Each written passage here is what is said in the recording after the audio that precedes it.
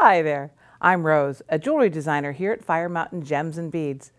Working on a loom is so fun. Today I'm going to show you how to warp a loom. When you get this out of the box, you'll find these two little rollers are still out of the loom. All you do is put those in and tighten up the wing nuts. Okay, so warping a loom, that's the process of putting these threads across the center. And I'll use a little bit of this red Nymo. This is size D Nymo. And what I'll do is, first of all, I'm going to make a simple little knot. Any old thing will do, whatever works for you. Slip it onto the peg here at the end. Make sure it's nice and secure. It's not going to come off of there.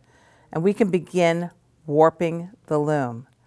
With your pattern, make sure you know how many beads wide it's going to be. Let's say in this case, my pattern is going to be 10 beads wide. Now, a personal preference for me is to make that outside thread doubled for a little extra strength to my finished project. So all we do for the first warp thread is to go across the loom at approximately the same far distance away from the edge, wrap around this peg on this end, come back, and I'm going to duplicate that original thread, put them into the same coils, wrap around that peg, then I go on to the next one. This is so easy. These are the threads that are going to be going the long length of your piece, whether it's a hat band or a bracelet or whatever you want. And just go back and forth. Try and keep your tension the same. But if your tension does get odd or weird, don't worry about it. We can tighten it up when we're all done here. So I've got 5, 6, and it doesn't matter what direction you wrap around that peg either. It's just simple and easy. Also, sometimes if you want to do a longer piece than this is about a bracelet length. If you want to do a longer piece, you can actually wrap all the way around the loom, and then you can rotate your piece as you create it and give you more length to work with.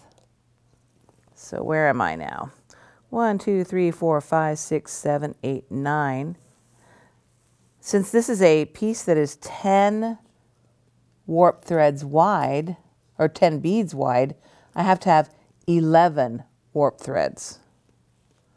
1, 2, 3, 4, 5, 6, 7, 8, 9, 10, 11. And like I say, I like to double those outside ones. That gives you more strength on the outside. And then on this side, you're going to make some kind of knot, whatever works for you. I'm going to wrap it around a couple times to get me some tension. Create a little half hitch. And tighten it up there. Any knot will do, whatever works for you. Some people don't even bother knotting it. They just use a piece of tape and tape it down. There we go. And if any of these threads have gotten loose, you see this is kind of loosey-goosey here.